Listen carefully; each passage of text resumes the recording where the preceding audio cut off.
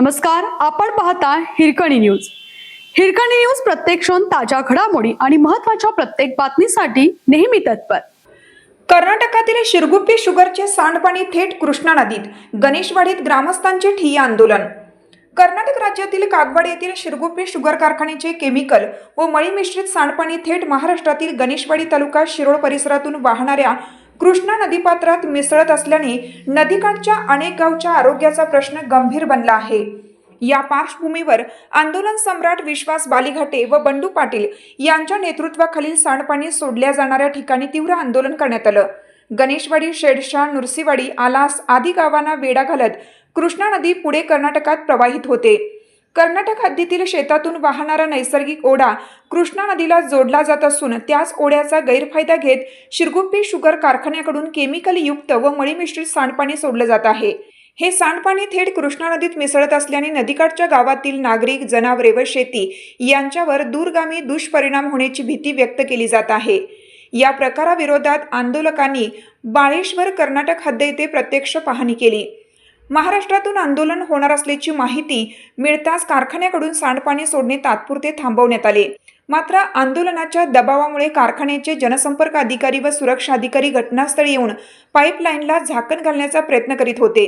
यावेळी आंदोलकांनी त्यांना सांडपाण्यामुळे होणाऱ्या गंभीर परिणामांची जाणीव करून देत वरिष्ठ अधिकाऱ्यांना तातडीने घटनास्थळी बोलावून घेण्याची मागणी केली व ठिय्या आंदोलन केलं। अखेर सांडपाणी सोडणाऱ्या पाईपला टोपण लावून पाणी बंद करण्यात आल्यानंतर आंदोलन तात्पुरते मागे घेण्यात आले। मात्र भविष्यात सांडपाणी सोडणे सुरू राहिल्यास कारखान्यापुढे तीव्र आंदोलन छेडण्यात येईल असा इशारा ग्रामस्थांच्या वतीनं आंदोलकांनी दिला। या आंदोलनात सरपंच प्रशांत अप्पिने, उपसरपंच जयपाल खोत, सुनील गोरवाडे, रुपेश कोगनोळे, सुनील मगदूम, सुरेश अंकलखोपे यांच्यासह मोठ्या संख्येने ग्रामस्थ उपस्थित होते। कृष्णा नदी प्रदूषण मुक्त कोण म्हणते होत नाही, प्रदूषण मुक्त कृष्णा नदी प्रदूषण मुक्त। कृष्णा नदी येत होतं ते आम्हाला गेल्या 4-5 दिवसामागे वर्तमानपत्रात आम्ही बघत होतो। आज आम्ही सगळी आंदोलक बंडू पाटील आम्ही सगळी हे सरपंच सगळी आम्ही बघून तिथं त्या अधिकाऱ्यांनी बोलवून चर्चा केली, परंतु त्यांचं अजून अधिकारी काय आलं नाही। त्यांना आता मी इथं ठिया मारून बसवलं आणि इथनं जर पुढे झालं नाही तर त्यांना शिरगुप्पी कुठलं शिरगुप्पी शुगर्स कागवाडला आहे त्या कारखाना बंद करायचं आणि जर झालं नाही तर आम्ही हरित लवादाकडे सुद्धा आम्ही बंडू पाटील आम्ही दाद मागितलंय। आणि हे खरं म्हणजे पाणी एकदम दूषित येत आहे आणि 34 गावाला परिणाम होत आहे। आणि आमचं हे नरसोबावाडीला श्री क्षेत्र आहे, तिथे परत लांब लांबची लोक दर्शनला येतात, त्यांच्यावर परिणाम होत आहे।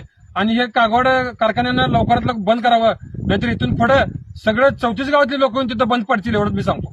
6 वर्ष यांचं पाणी दूषित पाणी येत आहे। वारंवार त्यांना पत्रव्यवहार केलं, जाऊन निवेदन देऊन आलं, तोंडी सांगितले, लेखी सांगितले, सगळे पत्रव्यवहार होऊन सुद्धा ग्रामपंचायत मार्फत त्यांना 4-5 वेळा जाऊन निवेदन देऊन सरपंच सदस्यांनी सांगितले, पण आमच्या गावामध्ये एकामेकात त्यांनी दूषित वातावरण निर्माण करून आमच्यात भांडण लावायचे प्रयत्न केले व नको ते मेसेज पेरले। त्याच्यामुळे सगळ्यांचे आता पाणी जे सोडत आहे त्याच्यामुळं या कृष्णाकाठच्या 33 गावांना त्याचं पाणी जात आहे।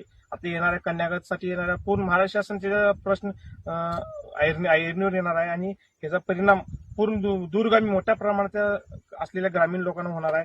आणि आता कारखान्याचे जे अधिकारी आले त्यांनी आता टोपण करून त्याला पॅक करतो म्हणजे आता आमचं मागणी असं आहे की तुमच्या कारखान्यावर तुम्ही पाणी शुद्धीकरणाचं डीटीपी सेंटर उभा करा, कशालाही पाणी याचा संबंध राहते, तुमचं पण भांडण राहत नाही, कारखाना सुरक्षित राहील आणि आमचे पण लोक कृष्णाची सुरक्षित राहतील अशा पद्धतीने त्यांना निवेदन देण्यात आले। आता जर हिच्यापुढे जर पाणी आलं आम्ही स्वतः जेसीबी घेऊन ते पाईपलाईन उकरून काढणार आहे असं त्यांना तंबी दिले आणि त्यांच्या वरिष्ठ अधिकाऱ्यांना पण त्यांनी सांगावं की तिथं पाणी येत। आपल्या हिरकणी न्यूज चॅनलला लाईक करा, शेअर करा आणि सबस्क्राईब करायला विसरू नका आणि रहा अपडेट।